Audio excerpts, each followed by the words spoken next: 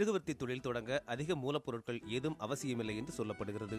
Chips எனப்படும் வடிவிலான மெழுகு, திரிநூல், அச்சு ஆகியவையே முக்கிய மூலப்பொருட்கள்.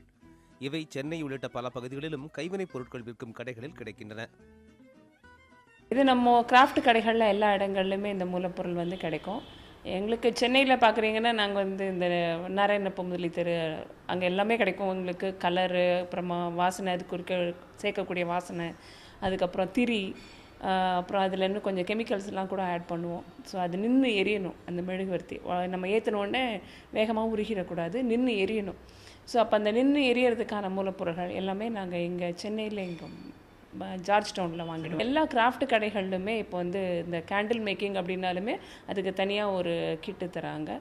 ஸோ அது யூஸ் பண்ணியும் நீங்கள் முதல்ல பேசிக்காக கற்றுக்கிறப்போ அதை யூஸ் பண்ணிக்கலாம். அதுக்கப்புறமா நீங்கள் பெரிய அளவில் பண்ணுறப்போ உங்கள் ஏரியாவில் எங்கே அவைலபிள் அதை பார்த்து நீங்கள் அந்த தேவையான உற்பத்தி பொருளை நீங்கள் அதை வாங்கிக்கலாம். சிறுதொழில் பயிற்சிக்கான மத்திய அரசு நிறுவனமான MSMEயில் மெழுகுவர்த்தி தயாரிப்பு குறித்த பயிற்சி பெறலாம். பிறகு முதலில் குறைந்த விலை அச்சு ஒன்றை வாங்கி வீட்டிலேயே உற்பத்தியை தொடங்க வழியிருக்கிறது. டை வாங்கினா கூட போதும். அவங்களுக்கு ஒரு டை விலையை பார்த்தீங்கன்னாக்கா 650 இருக்குது.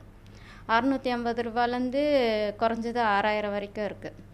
சின்னதாகவே 2 ரூபா கேண்டல் மாதிரி போட்டு வீட்டிலேயே சேல்ஸ் பண்ணி அவங்க கடைங்களுக்கெல்லாம் கொண்டு போய் போடலாம். பக்கத்தில் இருக்கிறவங்களுக்கு கொடுக்கலாம். இல்லை சர்ச்சு அந்த மாதிரி ஆர்டர் எடுத்து செய்யலாம். வீட்டுக்குள்ளேயே இருக்கிற தொழில் தான் இது. வெளியில் போக வேண்டிய அவசியமே கிடையாது. பெண்களுக்கு நல்ல வருமானம் கூடிய ஒரு தொழில் தான். மெழுகுவர்த்தி தயாரிப்புக்கென தனியிடம் ஏதும் அவசியமில்லை. சமையலறையே போதும் என்பது சிறிய அளவில் தொடங்கி தொழிலை விரிவுபடுத்தியவர்களின் கருத்தாக இருக்கிறது. மான தீயில சரியான நேரத்தில் அடுப்பில் வச்சுட்டு நம்ம வீட்டில் நம்ம சமையல் செய்கிற இடத்துலேயே நம்ம இதை வச்சு செஞ்சுக்கலாம். இதுக்குன்னு தனியாக இடம் எதுவும் தேவை கிடையாது. நம்மளுடைய ஃப்ரீ டைமில் பொழுது போகலை அப்படின்ற நேரத்தில் நம்மளுடைய மன திருப்திக்காகவும் சரி, அதே நேரத்தில் கொஞ்சம் க்ரியேட்டிவான திங்கிங்க்கும் சரி, நம்ம சமையல் ரூமே போதுமானது இந்த கேண்டில் மேக்கிங்க்கு. சாதாரண மெழுகுவர்த்தியை மின்வெட்டு, பிரார்த்தனை மற்றும் பேக்கிங் போன்றவற்றுக்கு பயன்படுத்தும் நிலையில் அலங்கார மெழுகுவர்த்திகள் இப்போது பிரபலமாகி வருகின்றன. அதன் தயாரிப்பு மற்றும் ஏற்றுமதிக்கும் MSME கை கொடுக்கிறது.